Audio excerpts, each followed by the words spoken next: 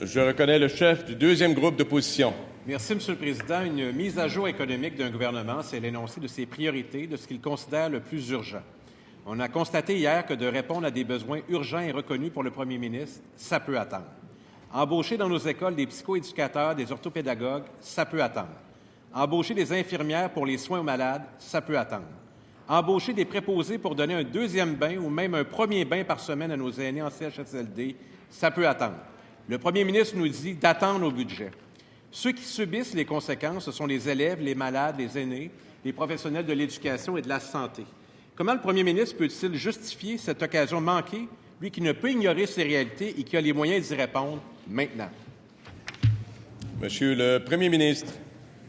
Oui, Monsieur le Président, je rappelle au chef de la deuxième opposition que l'élection a lieu le 1er octobre, que l'année financière commence le 1er avril. Donc, la prochaine année financière du gouvernement, c'est du 1er avril au 31 mars. Je pense que tous les partis politiques ont pris leurs engagements à partir du 1er avril 2019.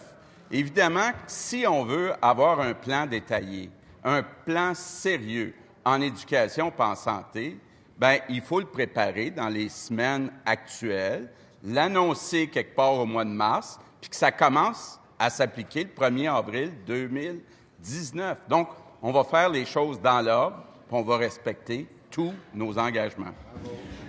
Première complémentaire, Monsieur le chef de l'opposition du deuxième groupe d'opposition, c'est-à-dire. Monsieur le Président, nous, dans ce débat, n'avons pas l'intention d'être des figurants. Et je peux vous dire une chose, les clientèles vulnérables attendent et on relaie leur message. Parmi les militants caquistes qui avaient été sélectionnés hier et qui applaudissaient le premier ministre, combien avaient une mère, par exemple, qui attendait un bain, des parents qui attendaient une place en CPE, des enseignantes qui attendaient qu'on allège leurs tâches? C'est ça, les urgences nationales du Québec.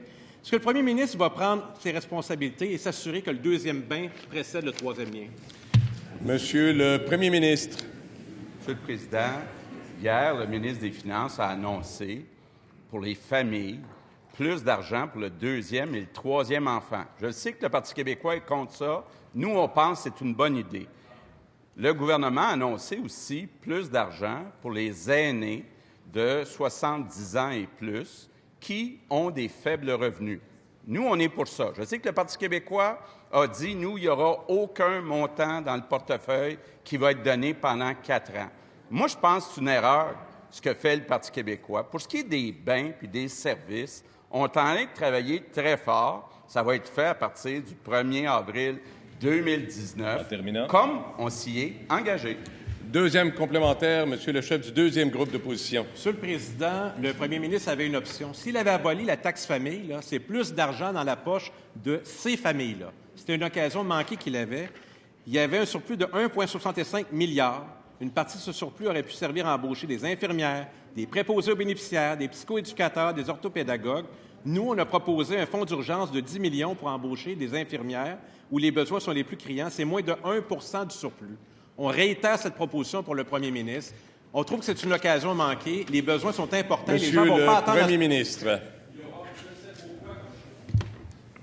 Monsieur le Président, d'abord, je veux dire au chef de la deuxième opposition que 500 $ par enfant, s'il fait un petit calcul, c'est beaucoup plus d'argent que de tout de suite mettre le tarif unique de garde, ce qui va être fait plus tard, comme on s'y est engagé. Mais actuellement, notre 500 $, ça va donner plus d'argent aux familles. Deuxièmement, quand le chef de la deuxième opposition dit qu'il y a un surplus en 2018-2019, c'est vrai.